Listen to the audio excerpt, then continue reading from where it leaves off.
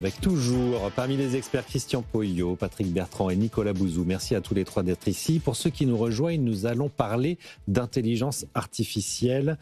Pourquoi Yann Lequin s'apprêterait, c'est une information du Financial Times qui n'a pas été confirmée par Meta, mais pourrait quitter Meta. Yann Lequin, on le rappelle, c'est une superstar de l'intelligence artificielle. Française, franco-américain, qui dirige le pôle scientifique de l'intelligence artificielle du groupe Meta. Donc c'est Mark Zuckerberg, Facebook et plein d'autres choses. C'est quoi cette rupture? Est-ce que vous pouvez nous expliquer, Christian Poyot, entre Yann Lequin et Meta? Je suis dans mon sujet. Bon. Je voudrais commencer à dire quelque chose. La traduction de AI, Artificial Intelligence, en français n'est pas la bonne. Hein. Ce n'est pas de l'intelligence artificielle, c'est de l'analyse artificielle. C'est-à-dire que quand on dit intelligence artificielle, en France, on a toujours le truc, donc on va recréer un homme qui va avec le cerveau, notre raisonnement humain, etc. Plus, on a doté la parole. Donc l'IA dote la parole à la machine. C'est pas la même chose. Bon. Et pourquoi je fais cette introduction? Parce qu'en fait, ce que dit Yann Lequin, effectivement, est une divergence d'objectifs dans les différents modèles. D'accord ? Le modèle actuel de GenAI est un modèle qui, en fait, analyse des séquences de mots et regarde si j'ai déjà vu la même séquence et je recrée quelque chose. Mais il n'y a pas du tout d'intelligence derrière. Il n'y a pas du tout d'intelligence derrière. Enfin, c'est pas encore. Mais je ne suis pas moi-même data scientist, etc., mais je ne pense pas qu'on y arrivera dans cette logique-là. D'accord ? Bon. Alors c'est très utile, on progresse sur beaucoup de choses. Il y a aussi des déconvenus. Il y avait l'article du MIT qui disait que 95% des solutions n'étaient pas utilisées. Oui. On parle aussi de workflow, c'est-à-dire en fait de résultats qui sont finalement d'un intérêt assez limité, etc. Donc il ne s'agit pas de jeter le bébé avec l'eau du bain, mais on va certainement pas passer. Enfin, moi, en tout cas, je suis persuadé, un grand nombre de gens aussi, que le système des LLM aujourd'hui, de la GenAI, le grand langage de modèle, ne peut pas générer, même à long terme, une vraie intelligence, là pour le coup au sens clair du terme, qui serait en concurrence, si on peut dire comme ça, de l'intelligence humaine. Voilà. Donc ça c'est le premier point. Et encore une fois, j'insiste bien sûr qu'il y a plein d'intérêts, de choses positives. Et au passage, alors l'analyse qu'on fait en dire il y a une bulle sur l'IA. Il y a une bulle sur l'IA, effectivement, en termes de valorisation des boîtes. Mais par contre, ça n'a rien à voir avec la bulle d'Internet qui date de 2000, où là, on n'avait pas de substance, économique. Là, il y a du chiffre d'affaires, il y a des utilisations, etc. Donc oui, il y a une survalorisation, mais ce n'est pas une bulle en tant que telle, ça n'a vraiment aucune comparaison. Yann Lequin, et je ne rentrerai pas dans les détails parce que j'en suis bien incapable, lui a une vision complètement différente. Il raisonne sur le développement d'une intelligence artificielle, mais avec une méthode totalement différente qui, elle, a un but clair, qui est effectivement d'arriver à retraduire, à reconstruire le raisonnement humain, pour le coup, vraiment l'intelligence. C'est ça qu'on appelle la super intelligence, ou l'IA de demain. L'IA cognitive. C'est pas demain, hein, c'est après-demain ou après-demain. Mais du point de vue vraiment, et quand je discute avec les gens de chez Micropole là-dessus, oui, il y a une piste là-dessus, mais encore une fois, qui est à long terme. Donc la divergence est compréhensible du point de vue vraiment du fond des choses. Et après, pourquoi Meta a un raisonnement plus sur l'intelligence artificielle actuelle, la GenAI, parce qu'eux, ils ont une vision économique et business, et qui est totalement compréhensible, qui est une vision à 3-5 ans, entre guillemets. Et c'est vrai que dans les 3-5 ans, c'est là-dessus que ça va se jouer, c'est là-dessus on va remplacer la recherche sur le web par Google avec du Minai, ChatGPT, ou ça, on y est déjà, Perplexity, Mistral, etc. Donc là, il y a un enjeu économique. Donc Zuckerberg, là-dessus, se dit, il faut que j'accélère sur cette partie-là. Enfin, il accélère déjà, mais aller encore plus loin. Et la partie plus prospective et long terme, entre guillemets, c'est pas qu'elle m'intéresse pas, mais elle n'a pas de retombée court terme significative. Voilà un petit peu les deux visions, enfin pas visions, les deux implications de cette décision. Et ce que vous nous expliquez là, Christian Poyot, c'est qu'aujourd'hui, donc l'IA, c'est un outil à la main de l'humain, mais qui est encore parfaitement imparfait, et que la machine qui dépasse l'être humain, on n'y est franchement pas encore. Alors, un petit mot quand même sur Yann Lequin, médaille Turing, qui est quand même le Nobel, l'équivalent du Nobel en informatique. Et si les informations du Financial Times sont avérées, c'est-à-dire qu'il veut quitter Meta pour créer sa propre start-up, nous lui disons tous, reviens en France. Il a été formé en France, il est le produit de notre immense qualité de l'environnement éducatif de très haut niveau en mathématiques et informatique. On peut encore attirer des talents en France comme Yann Lequin. Oui, au niveau des des grands talents. Le problème, financement, faut trouver voilà, et le financement. Après, le deuxième sujet, Christian l'a très bien exprimé. Aujourd'hui, ce qu'on appelle l'intelligence artificielle, c'est Google saison 2. C'est-à-dire que ça nous permet de gagner du temps et ça va balayer les informations existantes, ça ne les vérifie pas, ça ne les challenge pas et ça te donne la synthèse. C'est très pratique, ça permet aussi de faire des belles présentations, PowerPoint, etc. C'est un outil de recherche d'informations existantes. Et comme Christian l'a très bien, c'est ce qu'on appelle l'intelligence artificielle générative. Oui. Et Yann LeCun, lui, et d'ailleurs, il y a eu un gros débat philosophique entre Yann LeCun et une ou deux autres personnes, et la fameuse pétition disant attention, l'IA est en train de menacer l'humanité, etc. Lui est plutôt dans Vous avez quelques logique... ponts de la Silicon Valley qui expliquent quand même qu'il faut contrôler et réguler tout ça, parce que sinon, on va être très vite dépassé. Oui, mais le problème, c'est l'éternel sujet, c'est réguler signifierait qu'on ne permet pas, notamment en France et en Europe, de développer les progrès que permettrait l'intelligence artificielle cognitive.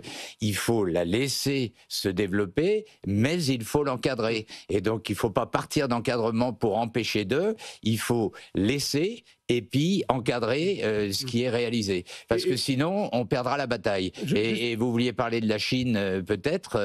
On est en train d'être sacrément concurrencé sur tous ces aspects. Là, je suis... Bon, moi, comme on le dit souvent, il ne faut pas se laisser... avoir, pour pas avoir un terme plus vulgaire, sur les chiffres chinois. Je pense qu'ils sont... le taux d'utilisation de l'IA dans les entreprises chinoises, 80%, 14 en Europe, 10 en France. C'est faux, ce chiffre. Oui, non, mais c'est vrai, je dis juste que quand on a la chance d'avoir 1 milliard ou 1,5 milliard de population, par exemple, dans le domaine des données de santé, ça permet le fameux machine learning dont parle Yann LeCun, ça permet de faire tourner les algorithmes sur une masse de données, et on sait aujourd'hui que le sujet de l'intelligence artificielle, c'est pas tellement les outils, c'est la data disponible. C'est pas moi qui vais dire le contraire. C'est pas, voilà, puisque c'est ton métier. Non, après, il faut faire juste un distinguo, et pour laisser la parole à Nicolas, mais il faut bien distinguer l'IA générative et l'IA prédictive. L'IA générative, c'est bien ce qui fonctionne avec ces fameux moteurs que j'ai pu citer, français ou autres, évidemment. Yann LeCun parle de perroquet statistique. Oui, ça c'est l'intelligence de l'IA générative, entre guillemets. Oui, c'est un perroquet dans le sens où ça reprend des phrases qu'il a appris et qu'il recompose. C'est ça le sujet.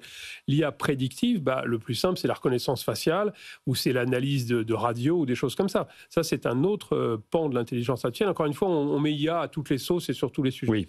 Et là, ça avance très fortement. Oui, c'est vrai que bien sûr, c'est une grande aide, je sais pas, aux radiologues pour analyser des choses. C'est un progrès. Ou pour analyser maintenant, ou dans l'aviation, ou dans l'industrie pour essayer de prédire des sujets. Oui, c'est un pan complètement différent. Mais l'IA prédictive n'a pas pour idée de dire je vais remplacer le raisonnement humain. C'est un autre paradigme, si je veux dire. Enfin, l'IA qu'elle pense quand même de plus en plus comme l'être humain. On parle à la machine, on a doté la machine de la parole. Nicolas Bouzou, vous avez fondé les Rencontres de l'avenir qui se tenaient très récemment, où l'on parle beaucoup d'intelligence artificielle. Qu'est-ce que vous retirez des débats là-bas et quelle réaction face à ce qu'on entend là? On dit finalement l'IA c'est un algo un peu développé. Aujourd'hui, l'IA générative, oui. Non, je pense qu'on est en pleine accélération et justement on a beaucoup parlé à Saint-Raphaël de l'économie de l'exponentielle, c'est-à-dire véritablement le fait qu'aujourd'hui les gains liés à l'IA sont en train d'accélérer très, très fortement. En fait, ça change tout, l'intelligence artificielle. Oui, tous les sujets qu'on a eus depuis le début de cette émission sur les retraites, etc., plus personne parlera de ça dans 20 ans. Quand les historiens, dans quelques décennies ou dans quelques siècles, regarderont la période actuelle, ils se diront, mais 2025, c'était l'année charnière de l'IA. Non, mais c'est l'année où, véritablement, ça a commencé à décoller et à accélérer. Déjà, dans certains domaines, moi je travaille beaucoup sur la santé, ça change tout. Allez, je vous donne un exemple très concret. On sort en France d'Octobre Rose, le mois du dépistage du cancer du sein pour les femmes. Je faisais une grande enquête qui a été réalisée au Royaume-Uni sur la façon dont l'intelligence artificielle permet de faciliter le dépistage du cancer du sein. Comment ça se passe, le dépistage du cancer du sein, très concrètement dans la plupart des pays? C'est le cas en France.